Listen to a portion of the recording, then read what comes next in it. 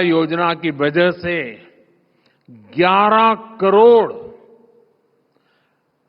11 करोड़ लोगों को पहली बार अपना कोई काम करने के लिए स्वरोजगार के लिए लोन मिला है। ये 11 करोड़ लोग अब फर्स्ट टाइम एंटरप्रेन्योर बने हैं, यानी 10 साल में 11 करोड़ नए सपनों को उड़ान मिली है।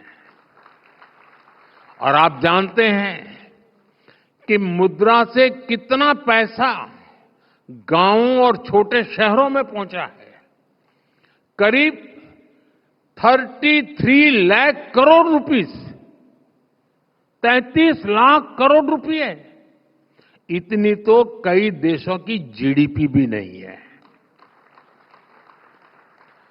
This is not just micro finance, this is a mega transformation at the grass roots. साथियों, ऐसा ही उदाहरण एस्पिरेशनल डिस्ट्रिक्ट और एस्पिरेशनल ब्लॉक्स का है। पहले की सरकारों ने देश के 100 से अधिक ऐसे जिलों को पिछड़ा घोषित करके उन्हें अपने हाल पर छोड़ दिया था। इनमें से अनेक जिले नॉर्थ ईस्ट में थे, ट्राइबल बेल्ट में थे। करना तो ये चाहिए था कि इन जिलों में सरकार अपना बेस्ट टैलेंट भेजती, लेकिन होता ये था कि इन जिलों में अफसरों को पनिशमेंट पोस्टिंग के लिए भेजा जाता था। यही तो पुरानी सोच थी, पिछड़े को पिछड़ा ही रहने दो। हमने ये अप्रोच बदली और इन जिलों को एस्पिरेशनल डिस्ट्रिक्ट घोषित किया। हमने इन जिलों के एडमिनिस्ट्रेशन पर फोकस किया, अपनी फ्लैगशिप स्कीम्स को मिशन मोड पर इन जिलों में लागू किया। अलग अलग पैरामीटर्स के आधार पर इन जिलों की ग्रोथ को मॉनिटर किया गया। आज वही एस्पिरेशनल डिस्ट्रिक्ट कई राज्यों की एवरेज से बेहतर और कई तो नेशनल एवरेज से आगे निकल चुके हैं। और इसका सबसे बड़ा लाभ वहीं के युवाओं को मिला है। अब वहां के नौजवान कहते हैं, हम भी कर सकते हैं, हम भी आगे बढ़ सकते हैं। आज दुनिया के कई reputed institutions, reputed journals aspirational district program की सराहना करते हैं।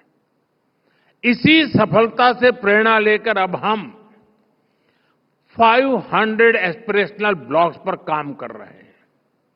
जब ग्रोथ को एस्पिरेशंस ड्राइव करती है तो वो समावेशी भी होती है और सस्टेनेबल भी होती है। साथियों, किसी भी देश के तेज विकास के लिए बहुत जरूरी है देश में शांति, स्थिरता और सुरक्षा की भावना। गुरुदेव टैगोर की कल्पना थी, चित्त चेता भय शून्य, उच्च जेथा शीर, where the mind is without fear and the head is held high.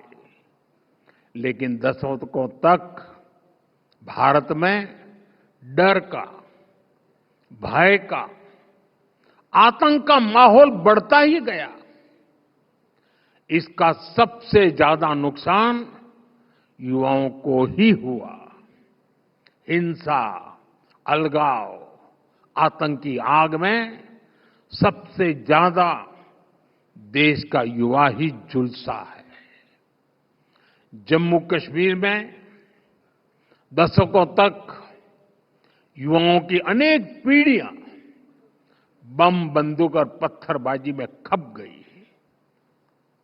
लेकिन दशकों तक देश पर शासन करने वाले इस आग को बुझाने का साहस नहीं दिखा पाए। हमारी सरकार की स्ट्रांग पॉलिटिकल विल और संवेदनशीलता के चलते आज वहां हालत बदले हैं। आज जम्मू कश्मीर का नौजवान विकास से जुड़ हो चुका है। साथियों, आप नक्सलवाद को भी देखिए। देश के 125 से अधिक जिले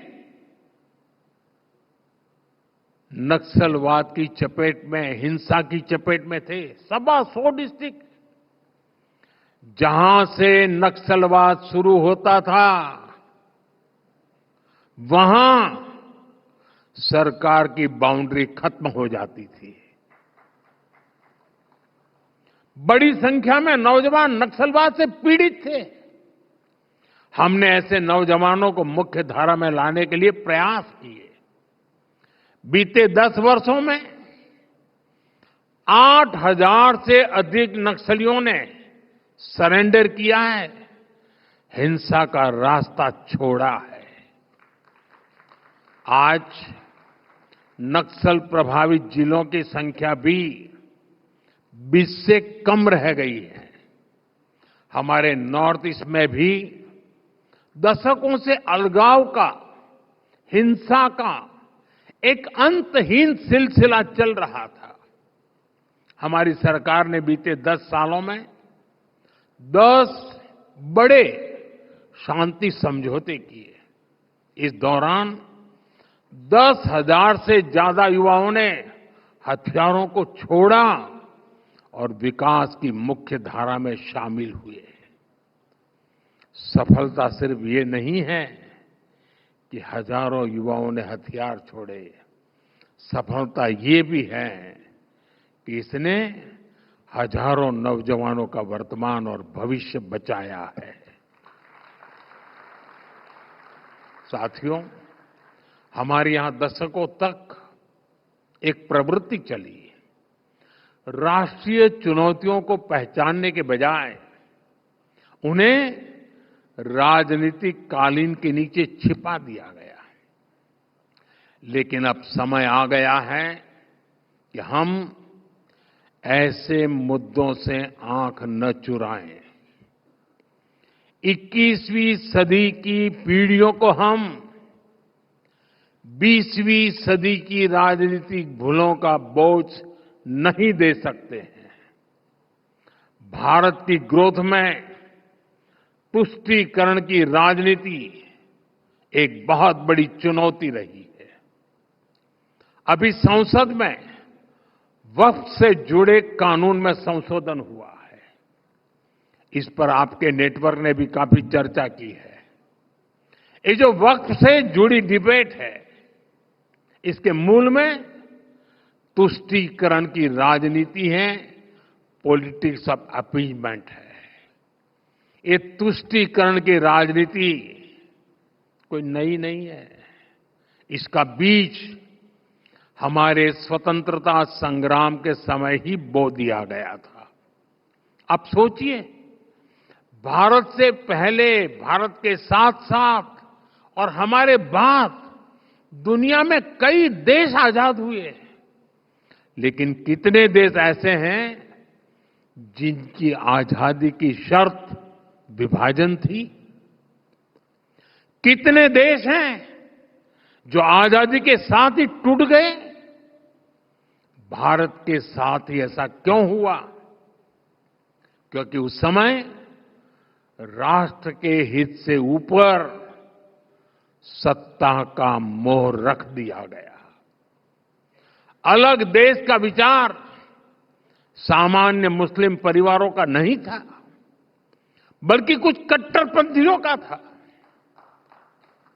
जिसको कांग्रेस के कुछ नेताओं ने खात्मा नहीं दिया ताकि वे सत्ता के अकेले दावेदार बन सके।